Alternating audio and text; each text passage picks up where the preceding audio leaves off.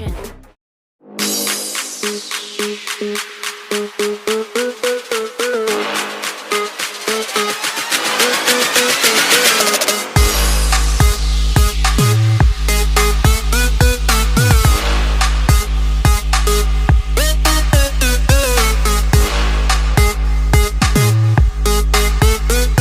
What is up?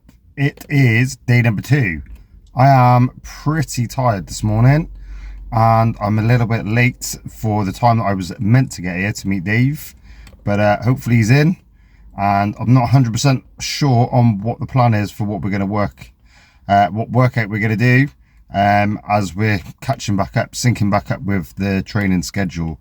So I will let you know in a bit. Peace. Starting today's workout with diverging pull down. We did initially want the reverse grip lat pull down, but it wasn't available.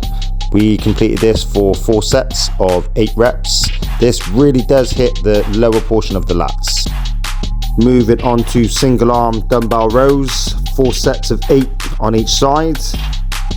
As we are targeting the lats in this movement, you can see at the eccentric or lowering phase of the movement, there is a slight exaggeration towards the stretch and contraction, really focusing on driving that elbow towards the hips. Only one rear delt movement in this workout today, and it is the seated dumbbell rear flies. The rear delts are a small muscle group, so the range of motion isn't huge. Again, the focus is not how much weight you can lift, but about full contraction. Don't neglect to train the rear delts. They are not only aesthetically pleasing, but a must for posture. Next, moving on to seated cable rows with a narrow grip, focusing more towards the center of the back, focusing on those medial to lower traps, rhomboids, and also rotator cuff muscles. Again, another must-do exercise in my eyes for posture, due to the fact that we're all guilty of slouching and in turn weakening and lengthening those back muscles. Now, for the bicep portion, we have spider curls with dumbbells and 4 sets of 8 reps. These are great at reducing that momentum and also increasing that time under tension. Very much separate the men from the boys. Moving on to alternating dumbbell curls for 4 sets of 8 reps. At this point, my biceps were pretty fatigued after those spider curls, so really started to feel these pretty quickly. The focus really being on the squeeze at the top, but as you can see, it's written all over my face that my arms were really starting to hurt at this point. Again, the focus being on the squeeze and not how much weight you can actually lift. Jumping straight into the superset of hammer curls. Again, 4 sets of 8 reps. And at this point, my biceps literally were burning. And this is the point where the magic happens. It's about pushing past that point, pushing past that threshold, and really creating that adaptation within the fibers. Okay then, so that was back, rear delts and biceps completed. That felt pretty good. I missed out the deadlifts though, just purely because I got there late. It was really good, feel a really good back pump. Biceps, definitely feeling it from the spider curls. I think the spider curls are the ones that really hit the mark, and then really repped it out with the alternates and hammer curls.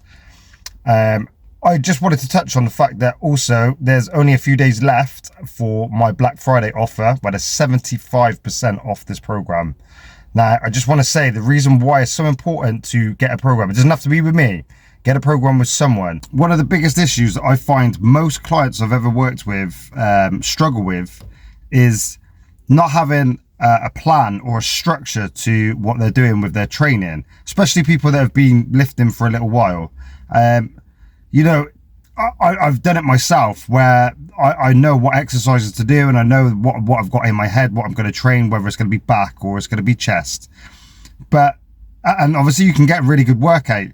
But if you've got a goal and you've got a goal in mind that you're working to achieve, so be it fat loss, be it building more muscle and gaining size, having that structure, having a plan of what you're going to do every single day, knowing what you're doing with your nutrition, holding yourself accountable is the key. What I would say to you, I highly recommend, especially if you've got goals coming into New Year, New Me for 2024, is to get a coach. Football teams, any athlete, any kind of sports person out there, they've all got a coach. If you want to succeed, it's about having a structured plan, structured program, but also someone that holds you accountable on the days when you don't feel like it. Because it's easy on the days when you feel like it, but those days are limited.